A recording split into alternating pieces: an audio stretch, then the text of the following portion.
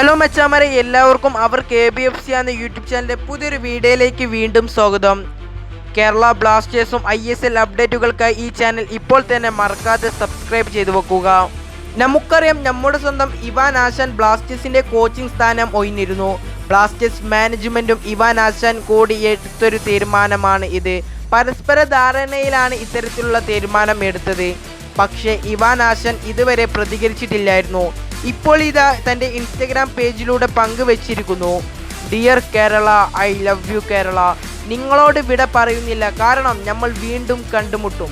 നമുക്കറിയാം, നമ്മുടെ വഴികൾ പരസ്പരം കണ്ടുമുട്ടും. ഇങ്ങനെയാണ് ഇവാൻ ആശാൻ്റെ സന്ദേശം തുടങ്ങുന്നത്. തൻ്റെ ഇൻസ്റ്റഗ്രാം പേജിലൂടെയാണ് ഇവാൻ ആശാൻ ഈ സന്ദേശം പങ്കുവച്ചത്.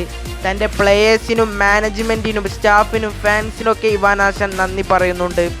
കേരള ബ്ലാസ്റ്റേഴ്സിൻ്റെ ആരാധകർ അത്രയും നെഞ്ചിലേറ്റിയൊരു കോച്ചായിരുന്നു നമ്മുടെ സ്വന്തം ഇവാൻ ആശാൻ.